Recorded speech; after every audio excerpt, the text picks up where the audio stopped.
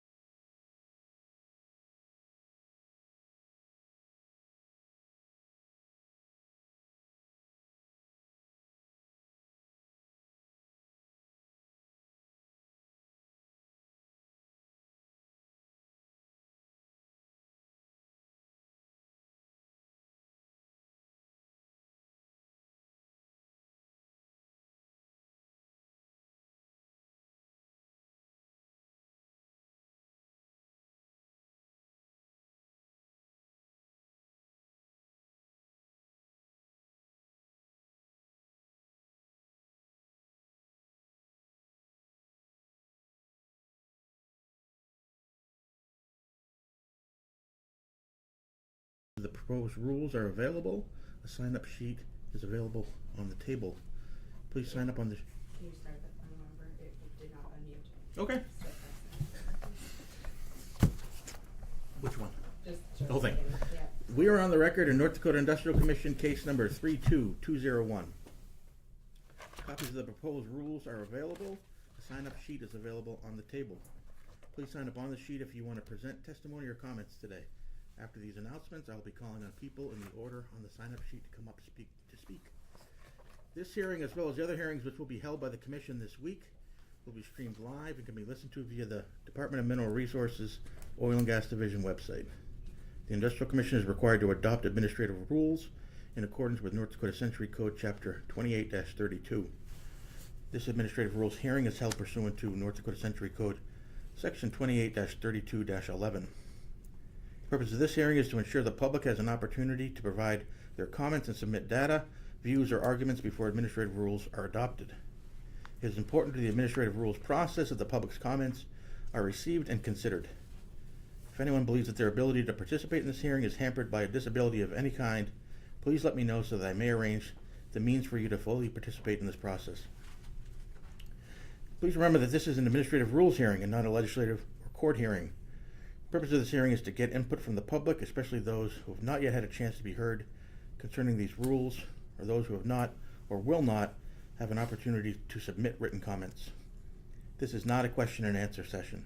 The purpose of this hearing is not to pose questions to the Commission staff about the proposed rules, but an opportunity for the Commission staff to receive input from you.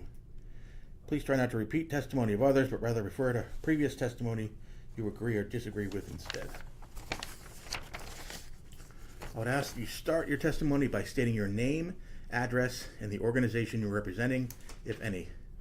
To make sure we understand the comments you are providing, Commission staff may ask you questions following your testimony. And at this time, I would invite you to come on up and make your comments. Thank you. I'm Tori Simoneski. I represent Phoenix Energy as a regulatory manager. My address is 6414 Wickham Road in Williston, North Dakota, 58801. Do you need anything else? No, I think that's it. Okay. Oh, who do you represent? Phoenix Energy. Okay. Also Phoenix Operating, which is Firebird Services. Those are our affiliates. My comments around the proposed rules is I want to commend the Commission for coming up with these proposed rules. I think that they really had a common sense approach to provide clarification on many things that we already do, and putting them down in writing I think is helpful for operators to understand. Specifically, I wanted to comment on the commingling revisions, so 430203, 48.1, Central Production Facility, commingling of production. I think it's absolutely wonderful that the Commission is taking such a common sense approach, specifically to this rule, to have an avenue that may not require a public hearing for diverse ownership commingling. I've never seen a hearing that has required someone to protest, and so I think this makes sense for all parties involved, and certainly takes the burden off, not just the operator, but also I think the Commission. My comments are, I guess it is more of a question, and I'm sure you guys have already considered this, so I might frame it up as a question, but it's not meant to be an actual question, of course, to get answered today. My question is, with, the rule specifically talks about 72-hour consecutive for diverse ownership, and I do see some language in here that allows a hearing, allows a hearing for alternatives for this. So I know many of you are familiar with me working with multiple operators for 48-hour commingling approval. So I just want to present comments on wanting to make sure we have an avenue to keep allowing a 48-hour commingling approval, and other approvals that are already been done in the past that we're able to do that in the future. And if there's any way to kind of change the rules slightly to allow for alternative methods to be proposed via sundry and not have to go to hearing one more time, I think that would be helpful for all, and still maintain that common sense approach I mentioned. I think that's all I have. Any questions from the staff?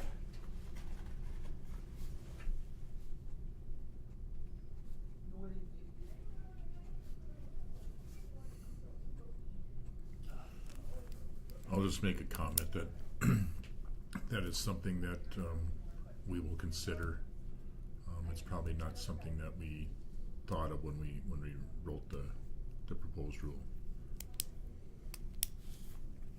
As you know, we have allowed operators to do 48 hours in different test methods, so it is something that we'll have to revisit how that's worded and see if it's an internal policy possibly that we do allow that once an operator has proven that that's an acceptable method, that's an option across the board. Am I able to say one more comment back? Sure. Okay. I think I'm aware of about 50 facilities that have already been approved for 48 hours, so I just want to put that on public record.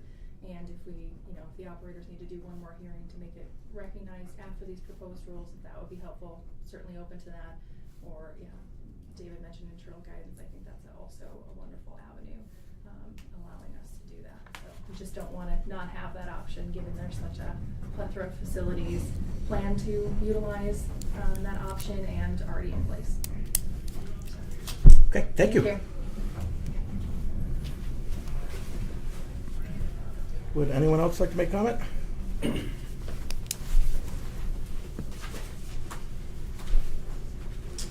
Good morning. My name is Josh Demort. I'm the Director of State Government Affairs at ConocoPhillips. Our business address, my business address is 521 East Main Avenue, Suite 325 in Bismarck. Just wanted to comment, kind of like Tori, not going to get into a whole lot because Brady really touched on most of it yesterday in Bismarck, but appreciate your guys' time and effort in putting these rules together, the process for which you do it. Just wanted to make you guys aware that the group that met to build those comments that were read to you over the course of an hour yesterday in Bismarck worked long and hard on drafting those, and it was a real collection of not just people from ConocoPhillips, but people from Phoenix and other companies, all the major operators in the Bakken. ConocoPhillips would just, without going into all of the comments that Brady said yesterday, you guys will also receive a concurrence letter from us as well in the coming days, but ask you to pay special attention to the comments that we made on 43020349, oil production equipment, dikes, and seals, page 38 of your proposed rules. And we would be happy to work with you guys more on that going forward. I can put the, if there's questions you have from technical experts within ConocoPhillips, Marathon, we would be happy to answer those. So. Any questions or comments? Thank you. Thank you. Well, I do have, so in general, Mm-hmm. I guess 49, the change there was with the oil vessels. Yeah. And so your position is that they should not be diked, or is that your position? The position of the company is that the vessel, the facility is already diked and monitored by SCADA. The rule requiring tank dikes to include volumes of 1 day's fluid production has always been, that was always kind of the high side when Bakken production first took off. But these vessels are built to ASME codes, which are different than the API codes that normal tanks are built to. They're, in our opinion, kind of a pass-through vessel. And so we already have the facility dikes, we have the SCADA systems, and the EPA does not require specific dikes around these oil vessels or flow-through process vessels. So that's the position we hope the Industrial Commission takes. So am I understanding correctly that these vessels are within a dike, they just don't meet the volume definition? Is that accurate? I can't answer that for sure. Okay. But having not been on the locations. Is that something you could confirm or Mm-hmm. for me? Okay, thank you. Yep. Thank you. Thank you. Any other comments? Okay. Pursuant to North Dakota Century Code 28-32-12, the Commission will have a written comment period during which data, views, or arguments concerning the proposed rules or feedback regarding today's testimony will be received by the Commission and made a part of the rulemaking record to be considered by the Commission. All comments received both today and during the written comment period will be given serious consideration by the Commission. All comments and correspondence must be submitted to the Commission prior to 5 p.m. on October 31st and will be made a part of the record for this case. All comments received prior to today's hearings will also be made a part of the record for this proceeding. Comments received after 5 p.m. October 31st will not be included in the record. And with that, that concludes the Williston hearing for case number 32201.